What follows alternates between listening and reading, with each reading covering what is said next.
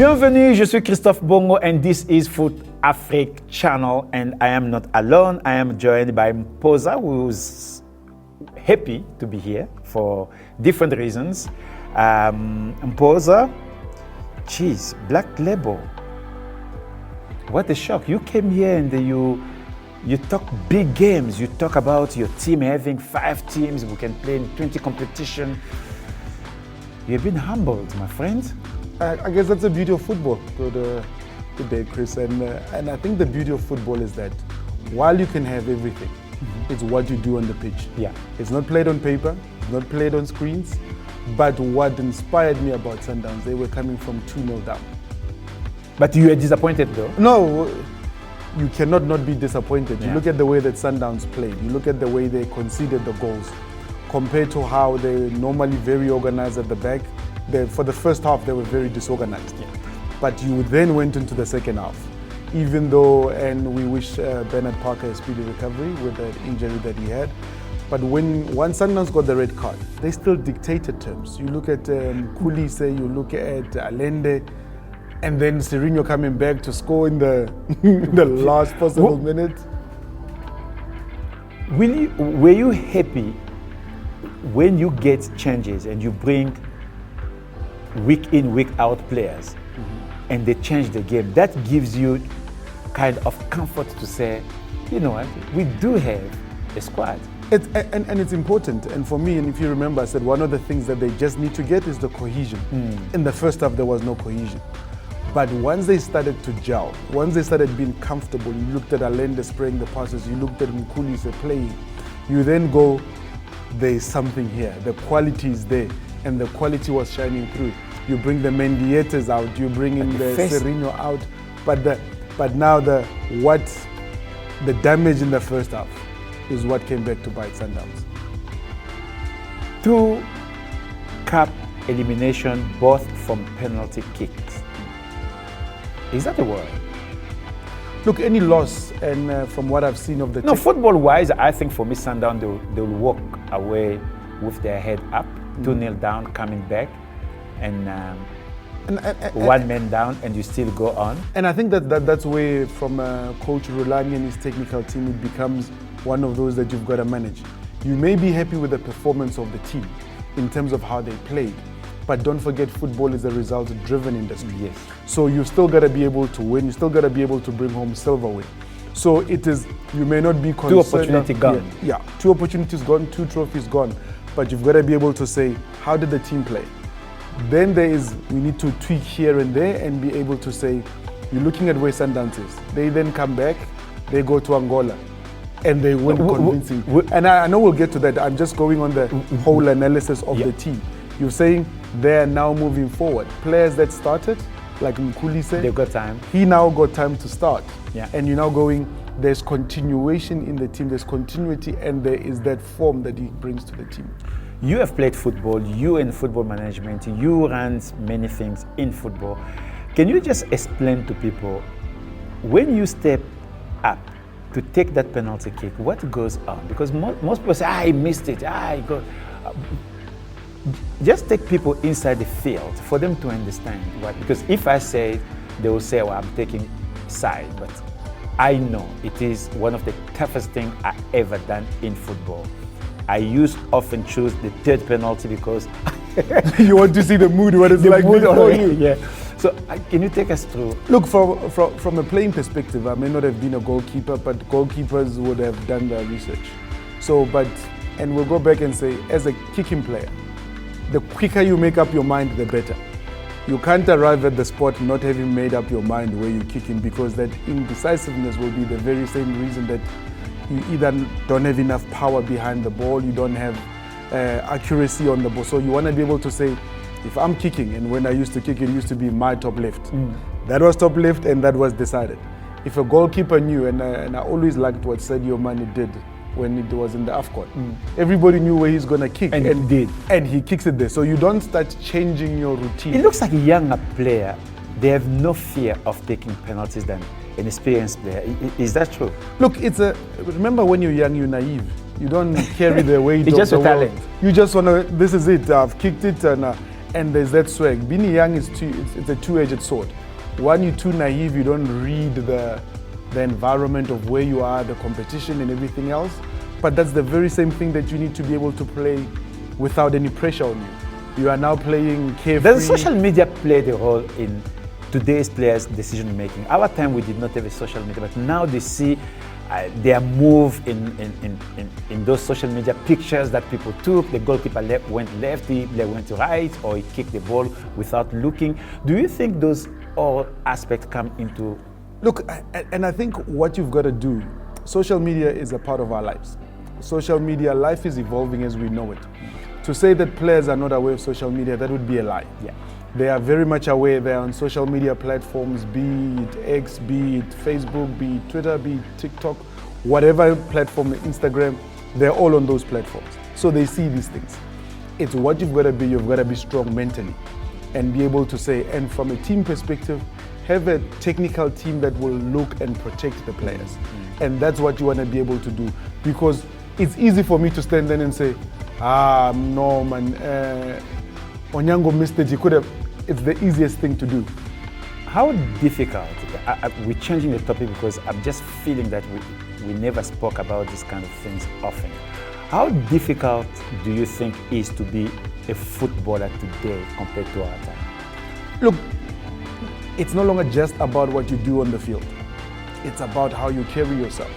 You know, if you win, nobody cares. You could have been in the West, you could have arrived at training in the morning in the match.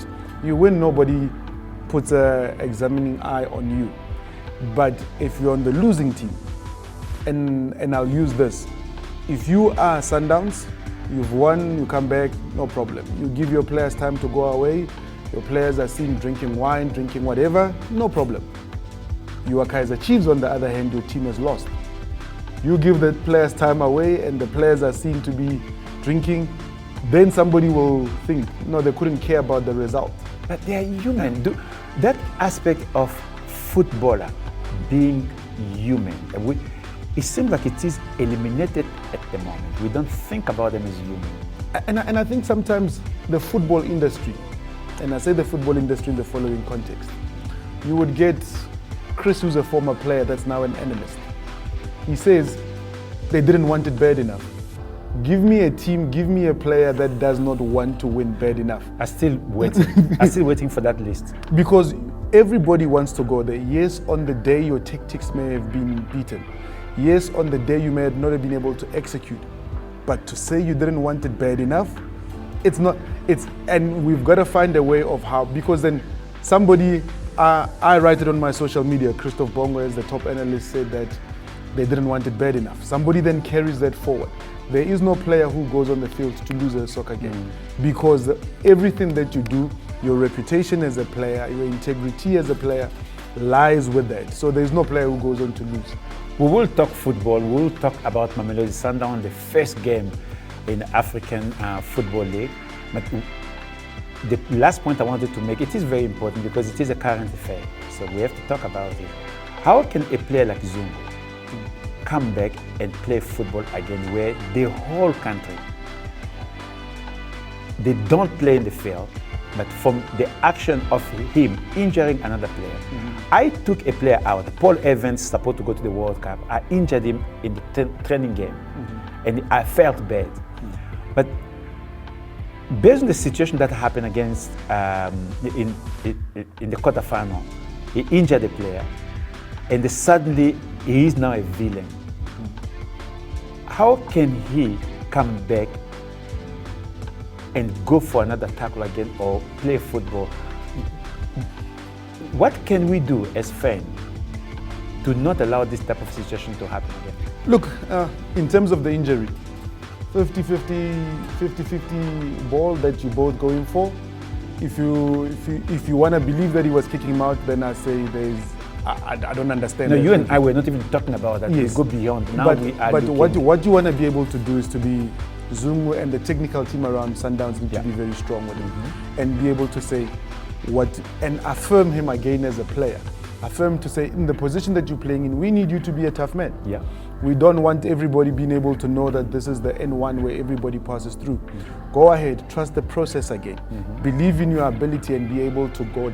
That you need to be able to be affirmed. It's a lot of work. Look, it's a lot of work because every second tackle that you make, his job is there to interrupt the opposition and be able to start playing. You know the guy. Yes. You know his mentality. Do you think he's equipped to go back in the field and play football without thinking about that moment? Look, I think, and I've always had people say some of the things, and maybe I'm different. But once you are on the field and the game starts, you are able to block off a lot of stuff. Cool. So you are able to say, we are now playing, and we are able to then go forward. So if anything, I hope that he can be able to move forward, be able to play, and he gets all the support. Moving forward, you lost that game in penalty. You are out of Carling Black Label. 2 days later, you created the most amazing moment of the new tournament, African Football League. The first goal of Mamelodi Sundowns. You don't have to support them for you to like that goal. If you love football, the movement, the taking away the opponent to open that window, the turn, the finish, it was just amazing. Did you enjoy Mamelodi Sundowns game? Oh, look. Or the whole game? I mean, we had Simba as well. Look, the past weekend was phenomenal. Yeah. And I think the top brass at FIFA enjoyed the top game in Cairo. When you watch Simba playing Al-Ahly and to be a 2-2, you're going, what better advert could you be able to get for football? Because now Simba were the away team. Al-Ahly is a powerhouse of African football. And when you look at them having won the Champions League so many times, they are the pinnacle of African football. They are. Now you've come to their house and you've drawn 2-2. And you're now going, they now go to Dar and they must be.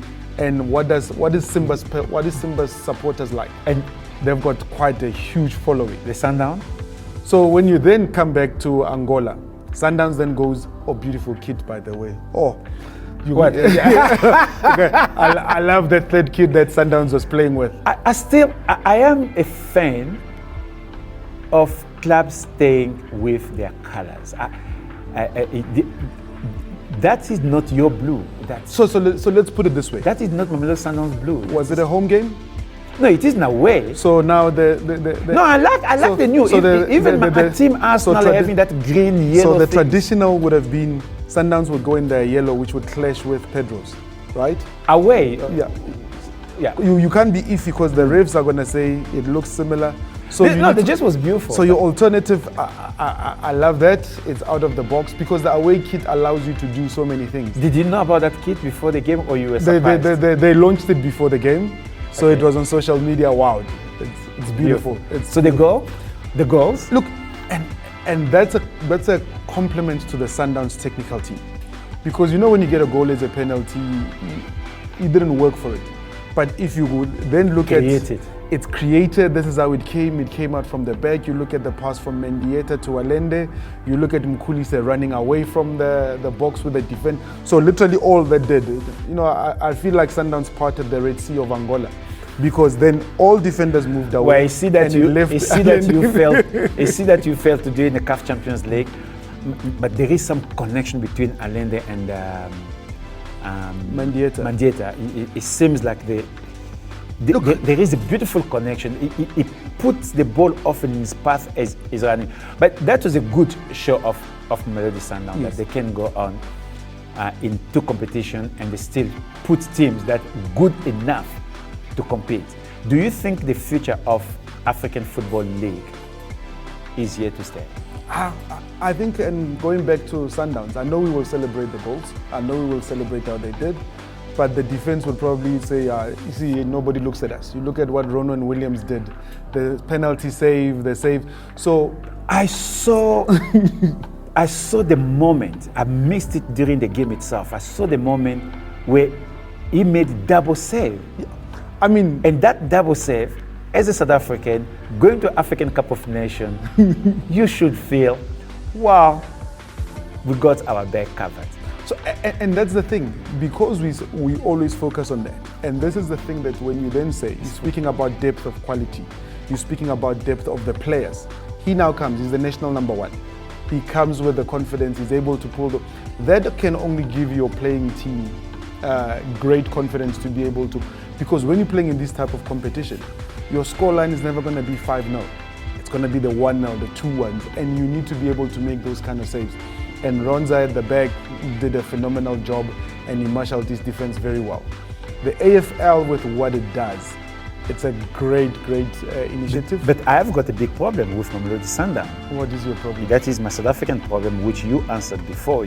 I asked you a question, is South African a football nation? Your answer was no. Sundown is receiving Pedro here.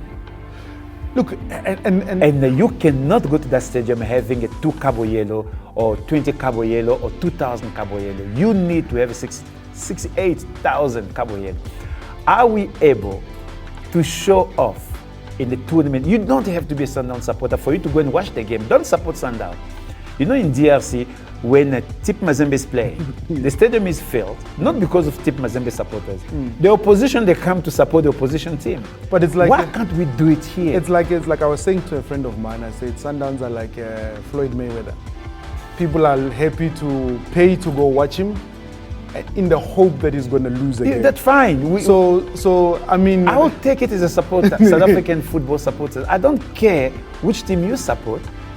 Come and watch football. And for me, and it's the adjustment that we as the South African public have to be able to go to and adjust, because this is a midweek game.